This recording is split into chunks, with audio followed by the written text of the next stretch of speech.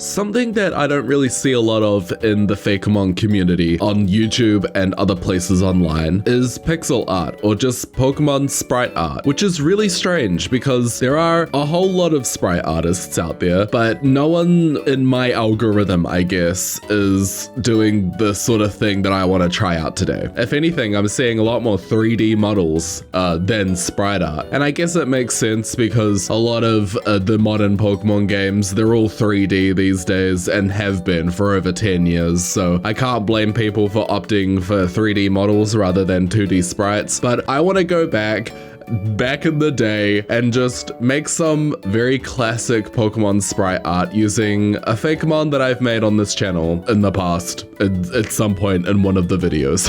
Welcome to my YouTube channel. We've made a lot of interesting things over the past however many months I've been making videos.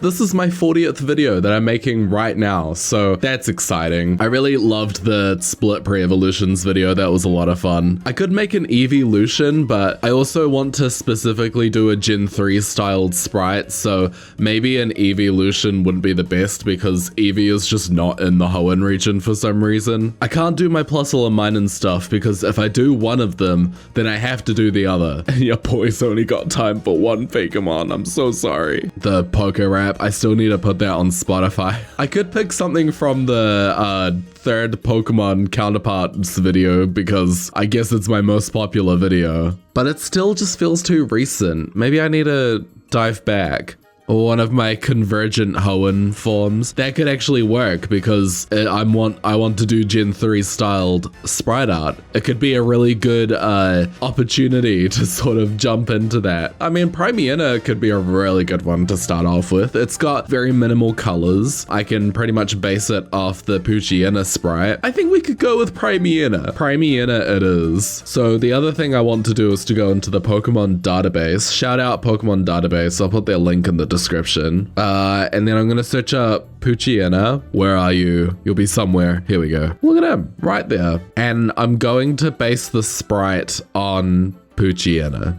I love using new programs. It expands my mind. I think we're onto something here. My watch is telling me things. Oh, it's a reminder to move because I just don't move today. Okay, I need to make sure that I'm selecting the right one. Okay, so I am going to just draw with my mouse. It's a very new step for me. I would very much rather whip out the drawing pad. However, I have done a bit of research about pixel art and how to do it. And a lot of people actually say that doing it with a mouse is better than doing it with a drawing pad. I don't know if that's true, but I trust the experts. It could just be that people have found it easier. I think because a lot of pixel art is just clicking and placing rather than actually moving a pen around and making strokes.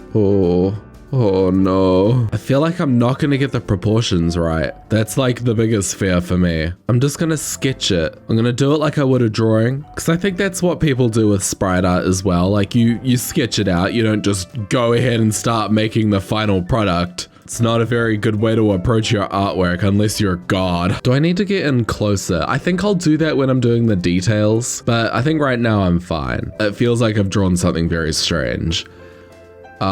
Probably because I have. Okay, I think that's better. Oh my god, the face is big. The face is so huge. Oh good, we've got lasso tool. I like lasso tool. I don't like how the lasso tool is the same color as my line art though. What in the world? Okay, I'm gonna zoom up while I do this. Oh no. Although, you know what? Probably not that bad. Let's just give myself some credit here. He looks kind of like he's smirking. I guess he kind of is. He's a little cheeky person. Well, I guess he's not a person. It's a Pokemon. Oh, that's the paint bucket. Where's my eyedropper? There it is. I want that color, and then I want to put it there and there. I feel like I need to do this so that I can make it better. Maybe it's just, I don't know. It looks very strange. It's taking me a while to kind of get used to all the different hotkeys. Okay, return of the pencil. We're gonna put a little line there, and then I'm going to erase all around here. I don't think we need this. This can just be goodbye. It doesn't look strange if we don't let it. That's how I live my whole life. It's the uncomfortable nature of learning a new program, you know? There are always going to be growing pains. The proportions don't look good at all. You know, fun fact, I actually tried to make this video in the past, but it turned out terribly. Although I feel like I'm having just as hard of a time here, I think I'm just a lot more determined this time around to actually have a finished result. I want to make beautiful sprite art. Is that so much to ask for? He's not really looking like himself. Honestly, I think what's holding this back a lot is the fact that I don't have a defined face yet. And once I have that, I think all my problems will be solved. I think that's when we'll really start to see the better picture. I'm also just so new to this. I'm like way out of my element. We're gonna kind of copy what Poochyina's got here. Oh, honestly, it kind of looks dope. Not gonna lie, I feel like I'm back on track, you know? Oh, not the best. I'm suddenly really appreciating all the work these sprite artists are putting into their fan works. I'm doing this little technique that I've seen where like you almost sort of like cross hatch it. I don't know. I'm so cooked. I've never called myself cooked before. Did I use it right? Oh yeah, this is looking alright. I don't mind this one bit. I love the way this Poochyina is shaded. Wait, it's not Poochyina. I don't know like when it's done. I think that's one of the hard parts.